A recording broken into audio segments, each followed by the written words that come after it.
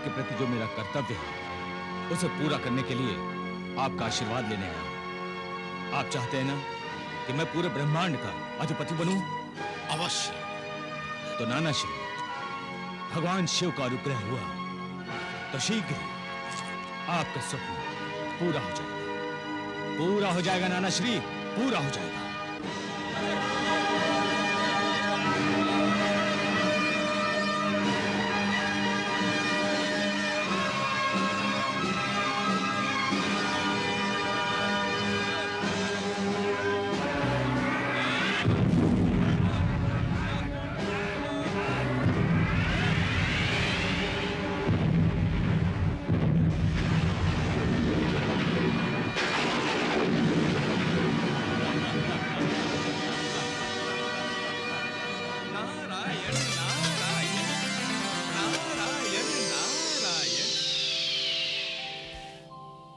प्रणाम देवर्षि। कल्याणमस्तु। दशानन रावण, तुम्हारे पराक्रम को, तुम्हारे तेज को, तुम्हारे अतुलनीय बल को, तुम्हारी रणनीति को शत शत प्रणाम। किंतु युद्ध में शत्रु यदि समान बल वाला न हो तो विजय कीर्तिकर नहीं होती राजन। आप क्या कहना चाहते हैं देवऋषि? पृथ्वी लोक वासियों की और राक्षसों की भला क्या समानता है? उस पर यदि महाबली रावण आक्रमण कर दे तो वो पीड़ित, निर्बल, समस्याग्रस्त पृथ्वी लोकवासी ऐसी धरती पर गिर जाएंगे जैसे पतझड़ में पत्ते अपने आप वृक्ष से गिर जाते हैं।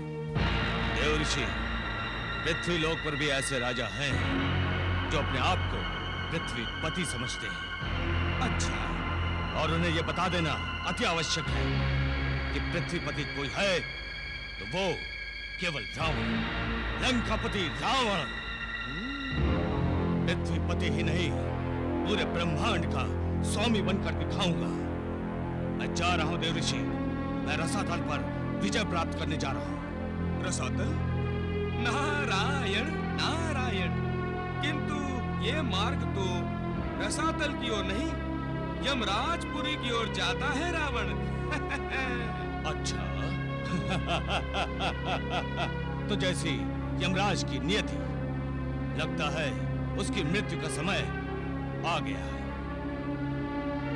देवऋषि, मैंने प्रतिज्ञा कर रखी है कि चारों लोकपालों का मैं वध करूंगा। यदि मेरे चंद्रहास के होंठ पहले यमराज का रक्त पीना चाहते हैं तो यमराज ही सही।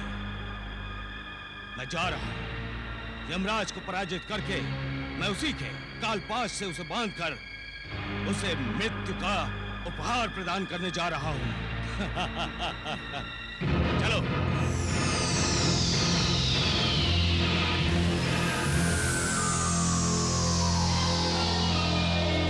नारायण नारायण नारायण नारायण।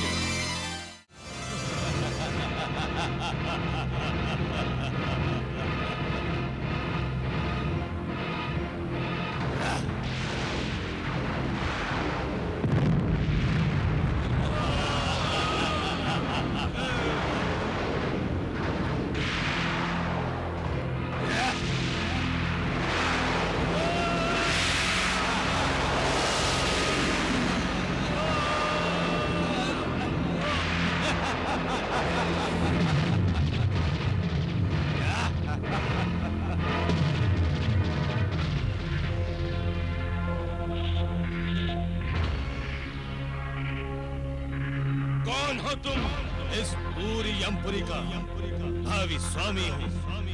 मेरा नाम है रावण, दशानन रावण। अहंकारी रावण, क्या तू इतना भी नहीं जानता कि यमपुरी में केवल मृतात्माएं आती हैं? इस विधान को तुमने बनाया है यमराज, और मैं इस व्यवस्था को बदलने आया हूँ। अब तुम इस यमपुरी में नहीं रहोगे। यहाँ का राजा दशानन रावण होगा। तुम मेरी शरण में आते हो अथवा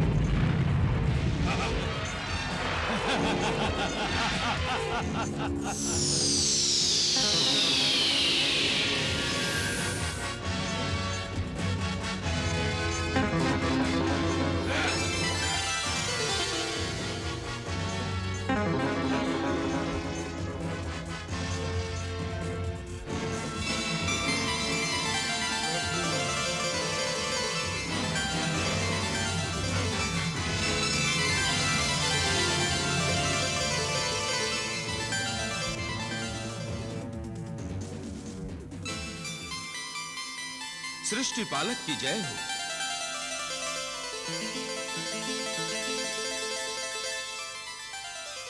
प्रणाम त्रिशूलधारी।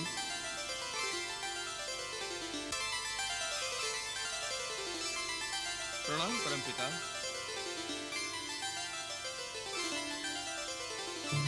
प्रभु, आप जानते हैं पृथ्वी त्राही त्राही कर रही है। असुरों के आतंक से देव दानव मनुष्य सभी भयभीत हैं। धर्म और सत्य के मार्ग ही बंद कर दिए गए हैं।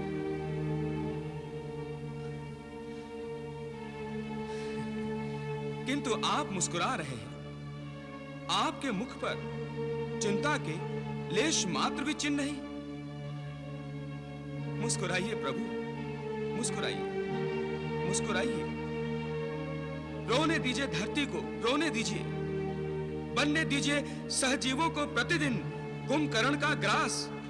लुटने दीजिए दुराचारी रावण के हाथों देव दानव और मानव की नव युवतियों का यौवन लुटने दीजिए। देवर्षि, आपको इतना भावुक पहली बार देखा है। क्या करूं कृपा निधान, क्या करूं? आपकी प्रेरणा से मेरे द्वारा दिए गए शाप से ही मधु कैटभ उत्पन्न हुए और आपने उन्हें अपने शाप से 3 जन्म में राक्षस होने का प्रारब्ध लिख दिया। अब रावण और कुंभकर्ण के रूप में वो तीनों लोगों को अपने अत्याचारों की अग्नि से जला रहे हैं प्रभु, जला रहे हैं। अपने आतंक से संसार को कपा रहे हैं। नहीं प्रभु, नहीं, मुझसे ये सब नहीं देखा जाता, नहीं देखा जाता। मुझे स्मरण है प्रभु, मैंने ही आपको मानव रूप में जन्म लेने का अभिशाप दिया था। हे दीनबंधु, अब वो समय आ गया है। कृपया आप संसार को बचाने के लिए जन्म ले, संसार का उद्धार करने के लिए जन्म ले भगवान, जन्म ले। प्राणी मात्र की दृष्टि आप पर लगी है प्रभु, आप ही पर विश्वास है।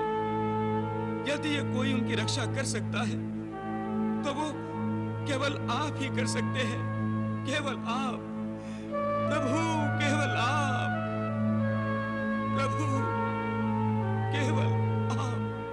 देवर्षि, मुझे इसी समय की प्रतीक्षा थी। रावण जिस मानव को अपने सामने तुच्छ समझता आया है, उसी मानव के रूप में अवतार लेकर मैं उसका अहंकार नष्ट कर दूंगा। पृथ्वी की रक्षा के लिए मैं अयोध्या नरेश दशरथ के घर जन्म लूंगा। पूर्व कल्प में उन्होंने मेरे समान संतान प्राप्त करने की कामना की थी। इस समय वो निसंतान है। जब वो पुत्रेष्टि यज्ञ करेंगे, तब मैं अपने सहयोगी शेष जी के साथ तथा धर्म और नीति सहित 4 अंशों में अवतार लूंगा। विष्णु की जय हो, भगवान विष्णु की जय हो, जय हो प्रभु, जय हो। क्या कह रहे हैं आप प्रभु?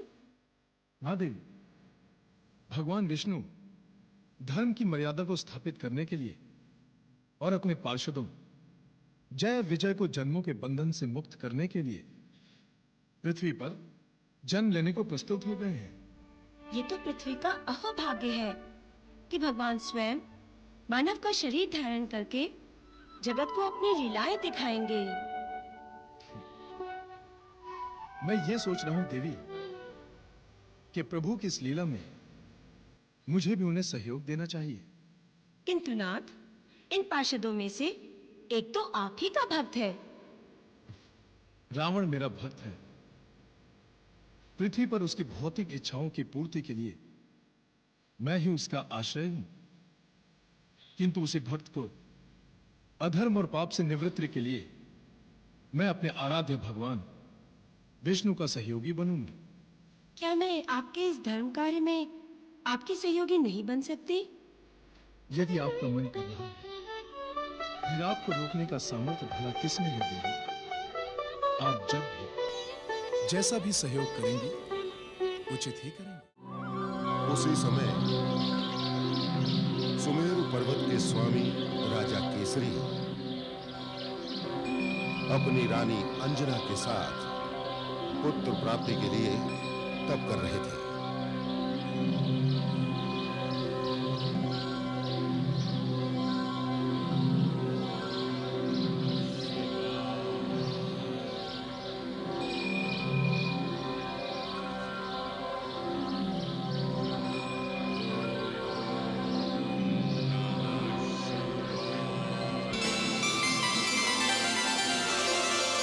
आंखें खोलो तपस्वियों,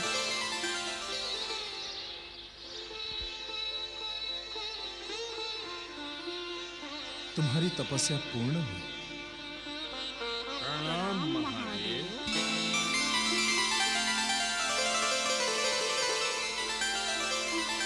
मैं तुम्हारी तपस्या से प्रसन्न हूं। वर मांगो वत्स। मुझे ऐसा पुत्र चाहिए कैलाशपति, जो बल में रुद्र की भांति बली, गति में वायु की भांति गतिमान तथा बुद्धि में गणपति के समान तेजस्वी है। वो भगवान को अपना सर्वस्व समर्पण कर देने वाला हो प्रभु, और भगवान की सेवा ही उसका परम उद्देश्य हो। तथास्तु।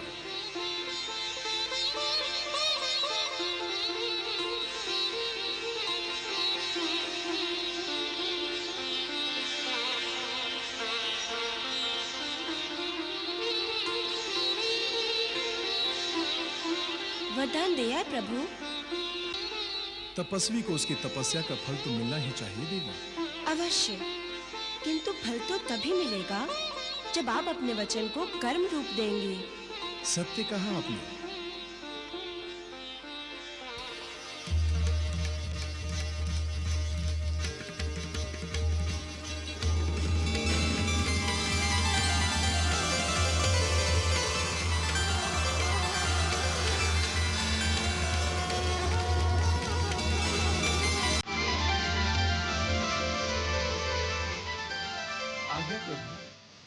तनिक रुको।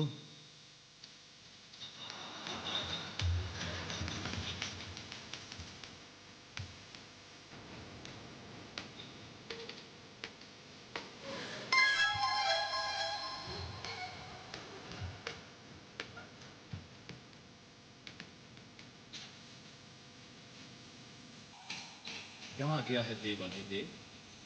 तुम दोनों को एक प्राण होना होगा। तुम तो प्राण स्वरूप ही हो पवन देव। तुम रुद्र के भीतर प्रवेश कर जाओ। तुम दोनों को एक होकर अंजना के गर्भ में प्रवेश पाना होगा। जो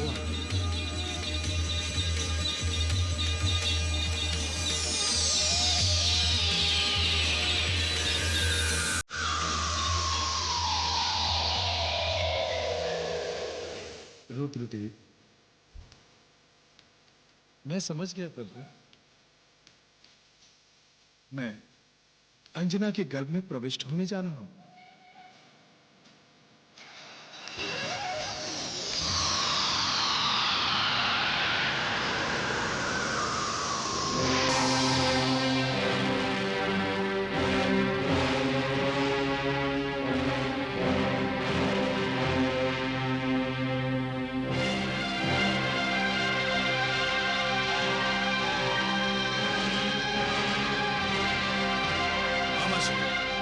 हमारी राक्षस संस्कृति की पताका जो पृथ्वी के एक कोने से लेकर दूसरे कोने तक फहराने का जो संकल्प हम लंका से लेकर निकले थे, वो हमारी सेना ने लगभग पूरा कर लिया है।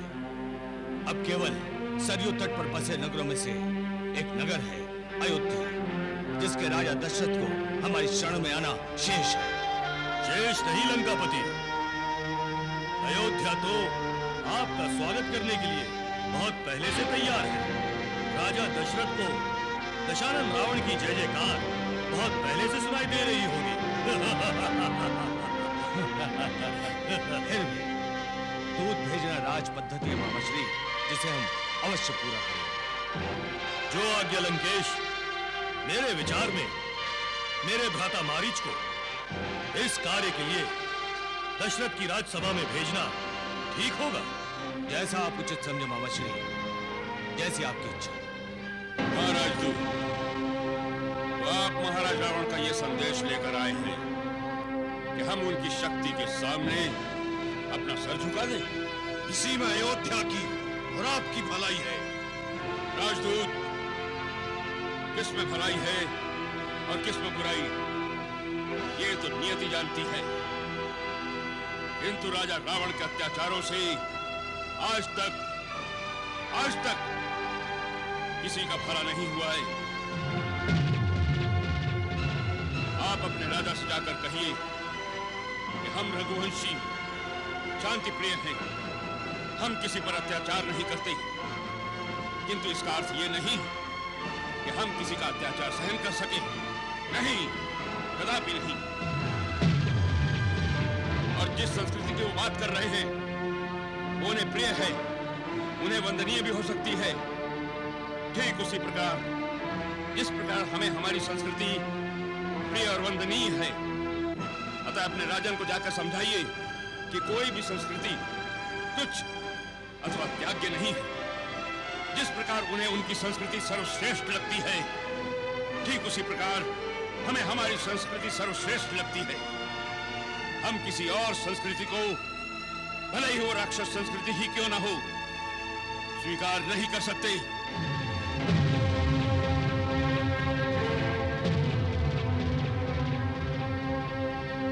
तो आप युद्ध चाहते हैं? मैंने कहा हम शांति प्रिय हैं, किंतु यदि कोई हम पर आक्रमण करता है या युद्ध के लिए ललकारता है तो हम उसका स्वागत युद्ध क्षेत्र में करते हैं। तुम्हारे राजा रावण को यदि अशांति प्रिय है तो वो जीवन भर अशांत ही रहेगा। जाकर अपने राजन से कह दो, यदि वो युद्ध क्षेत्र में हमसे भेंट करना चाहते हैं तो दशरथ उनका स्वागत तीक्ष्ण बाणों से करेगा।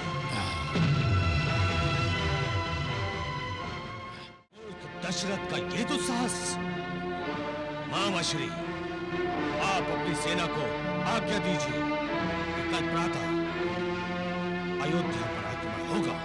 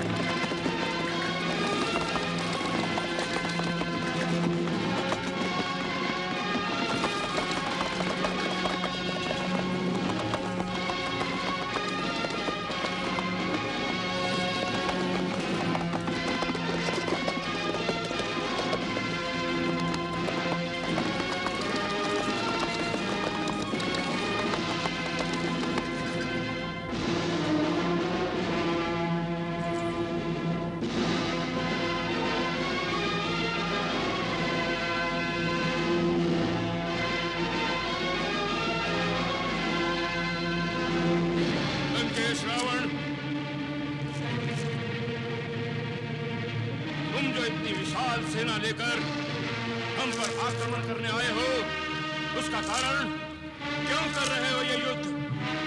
तुमने देवों की सहायता से पृथ्वी पर जो स्वामित्व स्थापित किया है, मैं पृथ्वी को उससे मुक्त करने आया हूं।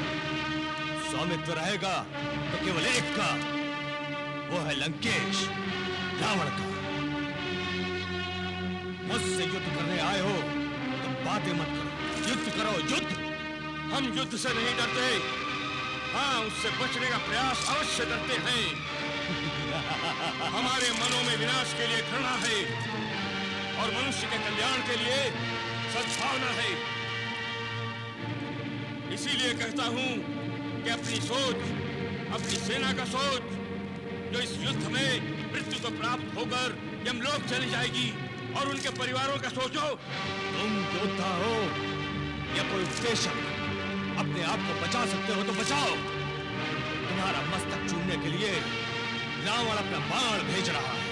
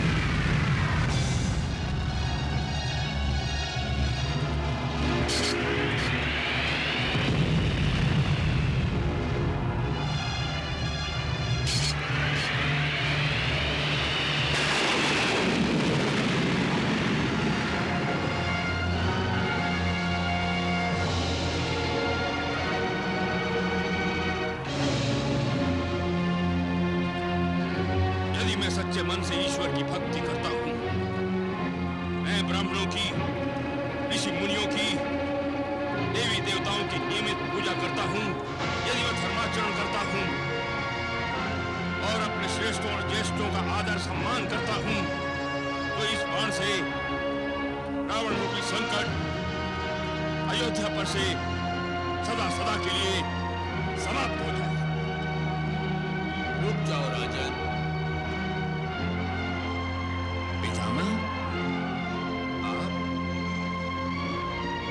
प्रणाम विधाता। इस बाण का प्रयोग न करो। क्यों पितामह? राजन, साक्षात महादेव शिव शंकर का वरदान प्राप्त किया है रावण ने कि युद्ध में उसे कोई पराजित नहीं कर सकेगा। उसकी पराजय उसी दिन होगी जिस दिन उसकी मृत्यु होगी। तो क्या आज रावण की मृत्यु मेरे हाथों है? नहीं दशरथ, उसकी मृत्यु का एक समय निश्चित है, परंतु वो अभी नहीं है। तुम अपना बाण वापस ले लो दशरथ। परंतु पितामह, प्रत्यंचा पर खड़ा हुआ ये बाण मैं वापस नहीं ले सकता। तो उसे अंतरिक्ष में छोड़ दो। अंतरिक्ष में छोड़ दो? किंतु विधाता, रावण रूपी संकट जो अयोध्या के द्वार पर खड़ा है, वो कैसे दूर होगा? तुम उसकी चिंता न करो, मैं रावण को समझा दूंगा। जैसी आपकी आज्ञा पितामह, जैसी आपकी आज्ञा। दशानन रावण, प्रणाम ब्रह्मदेव। तुम तथा दशरथ दोनों ही अवध्य हो। यदि तुम्हारे पास अकथ्य सिद्धियां हैं, तो दशरथ का तुनीर भी सिद्धियों के तीरों से रिक्त नहीं है। दूसरी बात यह है कि दशरथ निस्संतान है, वृद्धावस्था को छू रहे हैं। उनकी मृत्यु के बाद संपूर्ण पृथ्वी बिना युद्ध के ही तुम्हारे अधीन होगी। अतः युद्ध करना व्यर्थ है रावण। प्रभु, मैंने दशों दिशाओं को युद्ध करके अपने बाहुबल से जीता है, कोई दान के रूप में नहीं प्राप्त किया। रावण युद्ध प्रिय है प्रभु, युद्ध प्रिय है। यह सत्य है दशग्रीव, किंतु जब रावण ने दैत्य दानव शक्तियों को अपने भुजबल से जीतकर अपना अनुयायी बनाया है, तो फिर मानव को जीतकर तुम अपनी गौरव गरिमा में कोई चंद्र सूर्य नहीं टाक रहे। अतः एक विजेता के रूप में अपनी नगरी वापस जाओ। वहां एक शुभ समाचार तुम्हारी प्रतीक्षा कर रहा है। शुभ समाचार? जो आज्ञा ब्रह्मदेव।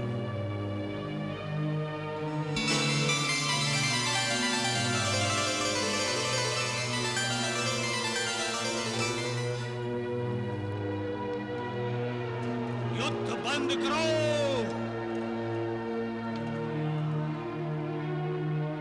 अब युद्ध नहीं होगा। चलो सारथी।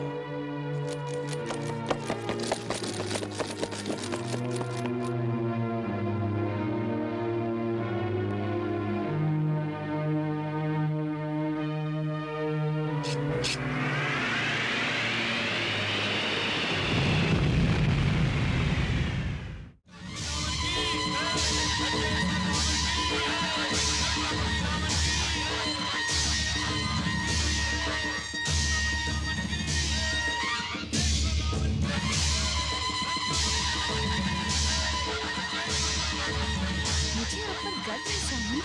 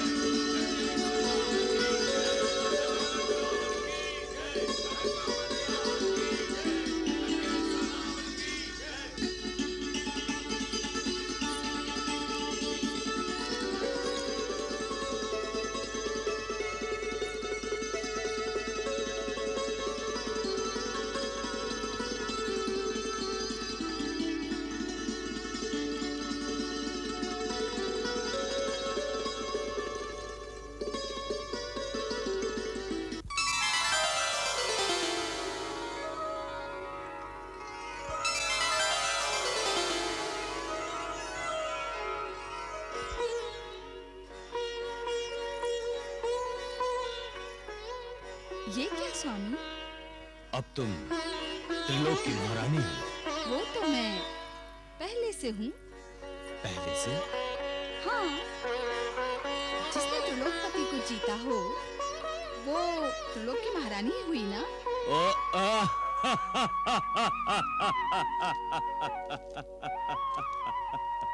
महारानी, त्रिलोक विजय के पश्चात मैं साक्षात यमराज को पराजित करके आ रहा हूँ।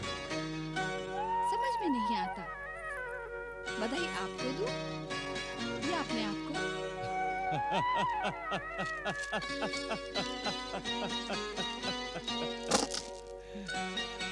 हमने तो आपको एक शुभ समाचार दिया है, अब आप मुझे क्या दे रहे हैं?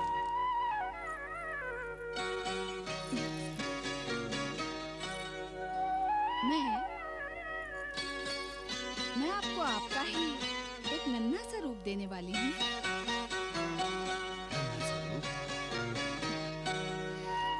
हाँ, जो आपको पिताश्री को। ओह, सच! आपने तो मेरी त्रिलोक विजय ठीक ही कर दी। आज मैं बहुत प्रसन्न हूँ, आनंद से आत्मविभोर हूँ। इतनी बड़ी प्रसन्नता तो मुझे आज तक किसी ने नहीं दी मंदोदरी। हे दशों दिशाओं, दिक्पाल, लोकपाल, गंधर्व देवताओं, सुनो, मैं पुलस्त्य रावण पिताश्री बनने जा रहा हूँ, पिताश्री बनने जा रहा हूँ।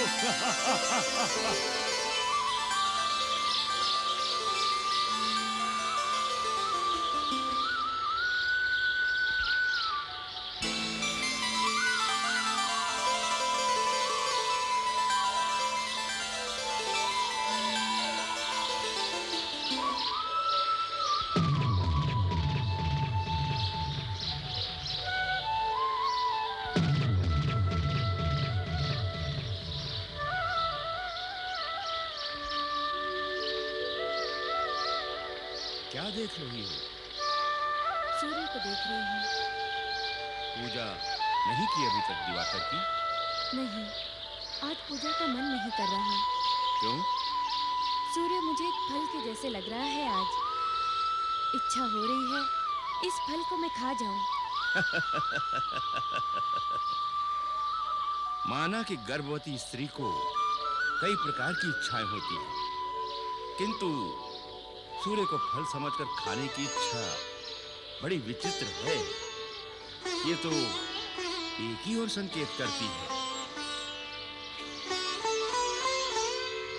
कि तुम सूर्यदेव जैसे प्रखर और तेजस्वी पुत्र को जन्म देने वाली हो।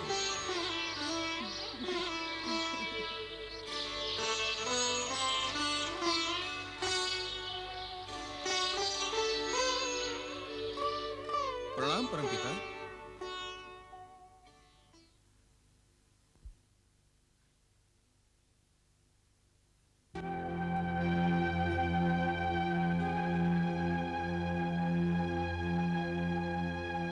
समझ गया ब्रह्मदेव, आपने आज मेरे कल्याण के लिए मुझे कल्याणमस्तु कहकर आशीर्वाद क्यों नहीं दिया? वत्स, मैं तो सदा तुम्हारा कल्याण ही चाहता हूँ।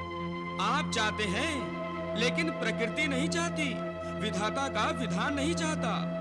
न केवल मेरा कल्याण, सारी सृष्टि का कल्याण इस समय संकट में है।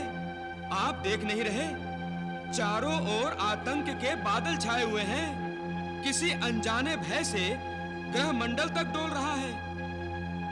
कुछ भयंकर होने वाला है।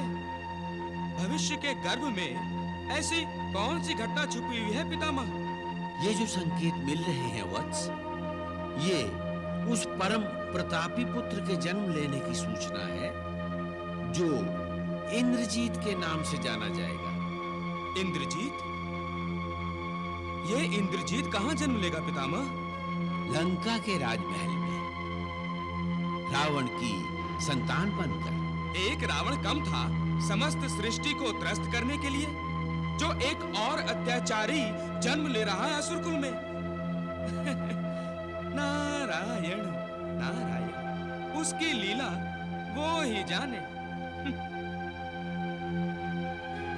महाराज, प्रणाम राक्षस राज।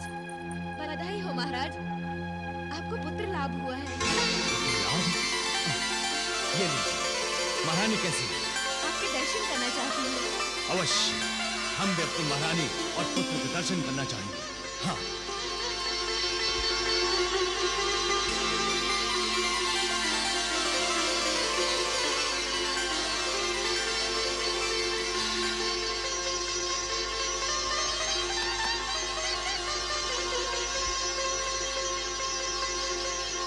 बधाई हो मेरे, बधाई। आज हम तुम्हारे कृतज्ञ हैं। तुमने आज हमें हमारा वंशज दिया, जो हमारे कुल का नाम बढ़ाएगा। सत्य मानो तो त्रिलोक विजय के पश्चात भी हम उतने प्रसन्न नहीं थे जितने कि आज हुए। आज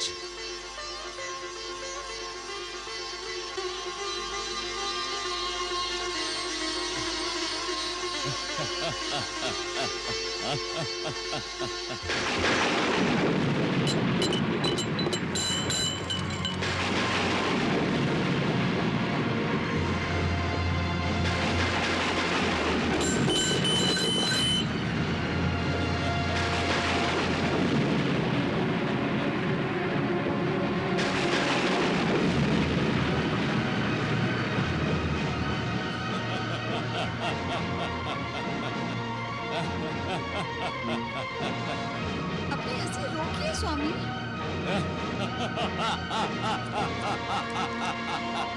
आपकी हंसी सुनकर हमारा पुत्र भयभीत हो जाएगा। ये भयभीत होगा, ये जिसने जन्म से ही अपनी गर्जना से सारी सृष्टि को भयभीत कर दिया हो, वो मेरी हंसी से भयभीत होगा। मंदोदरी,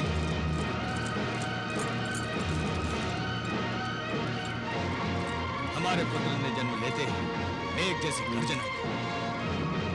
क्यों ना हम इसका नाम मेघनाद रखें, जो मेघों की तरह नाद करे।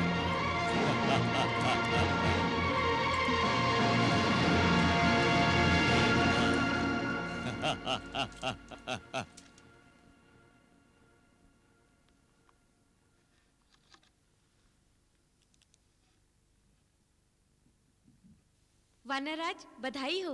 रानी अंजना ने पुत्र को जन्म दिया है। तुम्हें भी बधाई हो। रानी को जाकर कहो कि हम उन्हें बधाई देने आ रहे हैं। जय जय हे केसरी कुलभूषण, जय जय हे अतुल बलधाम। जय शिव एकादश रुद्र, जय अंजनी पुत्र पवन सुत नामा। कोटि मनोज परास्त करे, तब रूप अनूप है तुरंत नवा। दर्शन करके सफल भय नैना, जी चरणों में कोटि प्रणाम। दर्शन करके सफल भय नैना, जी चरणों में कोटि प्रणाम।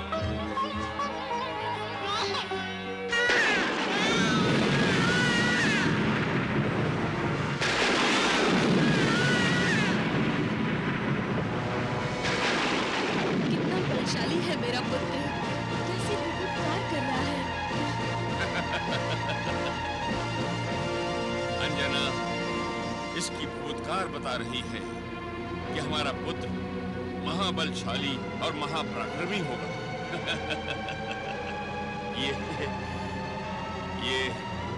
ये किसी से भयभीत नहीं होगा। किसी से भयभीत नहीं होगा। आपके कहने का तात्पर्य यह है परमपिता कि रावण के यहाँ पुत्र का जन्म और केसरी के यहाँ महादेव शिव शंकर के अंशावतार का जन्म प्रभु ने सृष्टि का संतुलन बनाए रखने के लिए किया है। हाँ वत्स, एक ओर राक्षसी शक्ति और दूसरी ओर दैविक शक्ति का उदय होना प्रमाण है इस बात का। किंतु ये संतुलन तो रावण और कुंभकर्ण के जन्म से ही बिगड़ गया था। नहीं वत्स, उनके जन्म से नहीं, ये संतुलन बिगड़ा है जब से रावण के मन में आसुरी महत्वाकांक्षा उत्पन्न हुई है, जब से अहंकार उसके सर चढ़कर बोलने लगा। अब तो अवतार लेंगे साक्षात प्रभु, उस अहंकारी का नाश करने के लिए और रावण का अंत करने के लिए।